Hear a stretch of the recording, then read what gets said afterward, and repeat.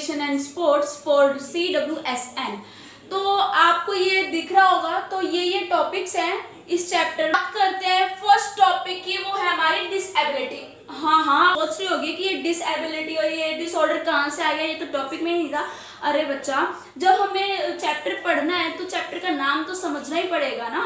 तो इसमें सबसे पहले बारे में जानते हैं हम, डिसेबिलिटी क्या होता है। मतलब कैपेसिटी ऑफ वर्क में कोई कमी हो जाना, उसको बोलते हैं हम डिसेबिलिटी। ठीक है। सेकंड पॉइंट, ये जो डिसेबिलिटी होती है वो बर्थ टाइम से हो सकती है या फिर हमारी ड्यूरिंग द लाइफ टाइम में भी हो सकती है। जैसे कि बर्थ से कैसे, जैसे कि कोई बच्चा बोर्न हुआ है, न्यू बोर्न बेबी है, तो अगर उसका हाथ बेकार है तो वो बर्थ से हो गया। ठीक है।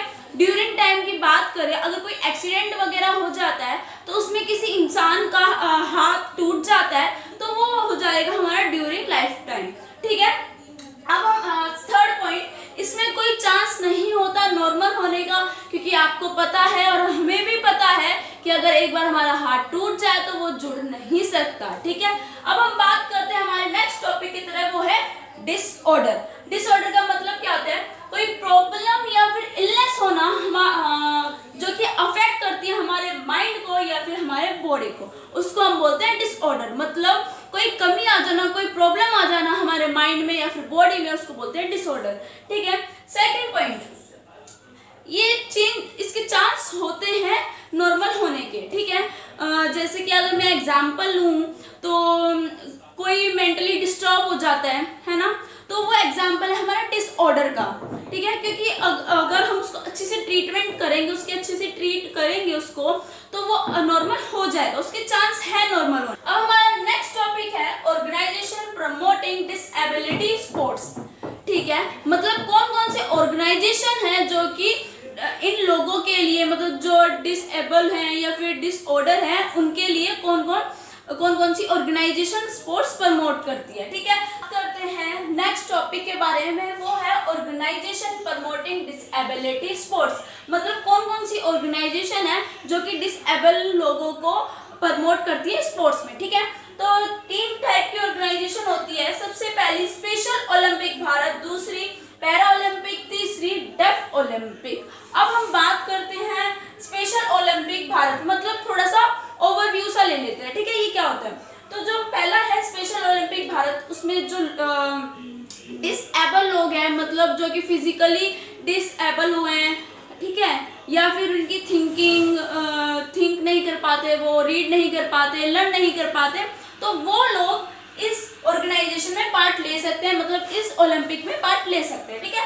अब पैरा ओलंपिक की बात करें, जो लोग डिसऑर्डर हैं, मतलब जिसका हाथ नहीं है, पैर नहीं है, तो वो लोग इसमें पार्टिसिपेट कर सकते हैं। अब हम बात करते हैं डेफ ओलंपिक की, तो आपको भी समझ आ रहा है, जो लोग सुन नहीं पाते वो इंसान इस ओलंपिक में हिस्सा लेता है। ठीक है। अब हम आगे इसके बारे में डिटेल में पढ़ते हैं। बात करते हैं स्पेशल ओलंपिक भारत के। ठीक है। जो ये है वो वर्ल्ड लार्जेस्ट स्पोर्ट्स ऑर्गेनाइजेशन है, जो कि अडल्ट्स और चिल्ड्रंस को मौका देती है जो कि डिसेबल हैं, उनको पार्टिसिपेट करने के लिए स्पोर्ट्स में। ठीक है। दूसरा पॉइंट, जो फाउंडर है इसका, मतलब स्पेशल ओलंपिक भारत का, वो है यूनिस केडी सीवर। ठीक है। थर्ड पॉइंट, इसमें इस स्पेशल ओलंपिक भारत में 5 लाख एथलीट्स जो है वो पार्टिसिपेट करते हैं। ठीक है।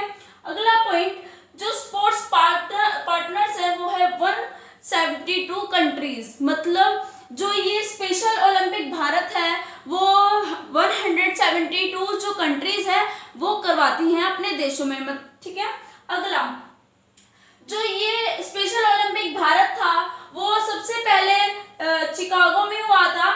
कब? जनवरी 1968 में। ठीक है।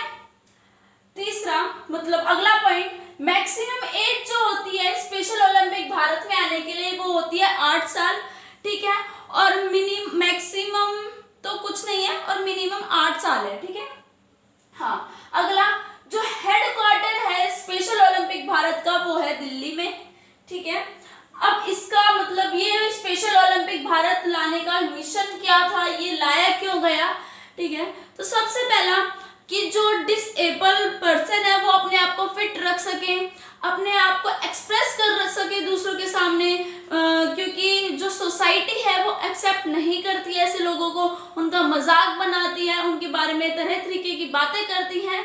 तो उनको चुप करवाने के लिए और जो ये डिसेबल लोग हैं उनको आगे बढ़ाने के लिए हम ये special organisation Bharat special Olympic Bharat बनाए। ठीक है, अगला पॉइंट, इसमें कौन कौन से अवार्ड दिए जाते हैं, तो इसमें भी सेम अवार्ड होते हैं हमारी तरह 3, गोल्ड, सिल्वर और ब्रॉन्ज। स्पेशल ओलंपिक भारत का जो मोटो है वो है let me win but if I can not win let me brave in attempt. मतलब ये कहता है कि मुझे जीतने दो, अगर मैं नहीं जीता पर मैंने कोशिश तो करी, मैंने ब्रेवली अटेम्प्ट तो किया स्पोर्ट्स को। ठीक है, अब हम बात और लोगों की बात करें तो ये आपको लोगो दिख रहा है इसका। ठीक है, अब हम बात करते हैं नेक्स्ट ऑर्गेनाइजेशन की, तो वो है पैरा ओलंपिक। मैंने बताया था पैरा ओलंपिक क्या होता है। पैरा ओलंपिक में वो लोग आते हैं जो कि डिसऑर्डर हो, ठीक है, डिसऑर्डर वाले लोग आते हैं। तो सबसे पहला पॉइंट, ये बिल्कुल पैरेलल होता है ओलंपिक गेम्स के, मतलब ये बिल्कुल सेम होता है ओलंपिक गेम्स के जैसे। ठीक है, जैसे ओलंपिक गेम में ओपनिंग सेरेमनी होती है, क्लोजिंग सेरेमनी होती है, ठीक है, फ्लेम को लेके, वैसे ही इसमें भी होता है, सब कुछ सेम होता है इसमें। ठीक है, दूसरा का जो फाउंडर है वो है सर लुडविग गुटमैन। ठीक है, और थर्ड पॉइंट, जो ये पैरा ओलंपिक था वो सबसे पहला जो हुआ था वो 1960 में होता है, और कहाँ पे होता है, रोम में। ठीक है, अगला नेक्स्ट पॉइंट, जो ये गेम होते हैं वो गवर्न होते हैं किसके द्वारा, इंटरनेशनल पैरा ओलंपिक कमेटीज के द्वारा। ठीक है, अब अगला पॉइंट, जो हेडक्वार्टर है इसका वो पाया गया है जर्मनी में, मतलब जो हेडक्वार्टर है वो जर्मनी में है इसका। ठीक है, अगला पॉइंट ओपनिंग सेरेमनी। ठीक है, अगला point opening ceremony and closing ceremony, मतलब जैसे कि ओलंपिक गेम्स में होता है ओपनिंग सेरेमनी और क्लोजिंग सेरेमनी, वैसे ही इसमें भी होता है। जैसे और उसमें फ्लेम लेके चारों तरफ घूमते हैं ग्राउंड के। ठीक है, उसके बाद हम उस फ्लेम को चलने देते हैं जब तक हमारा गेम चलता है। ठीक है, ऐसे ही इसमें करते हैं, और गेम खत्म होने के बाद हम उसको बुझा देते हैं। ठीक है, अगला पॉइंट, इसका जो मोटो है वो है स्पिरिट इन मोशन। अगला जो इसका सिंबल है, या फिर हम बात करें जो हमारा फ्लैग है वो होता है 3 कलर का होता है, रेड ब्लू ग्रीन। ठीक है, आपको दिख रहा होगा, ऐसा होता है इसका फ्लैग। जो मोस्ट फेमस एथलीट्स हैं पैरा ओलंपिक के वो है त्रिचा जोन। ठीक है, और इसमें जो पैरा ओलंपिक में कितने गेम खेले जाते हैं, 22 स्पोर्ट्स तो समर में खेले जाते हैं, और 6 स्पोर्ट्स जो होते हैं वो विंटर में खेले जाते हैं। ठीक है,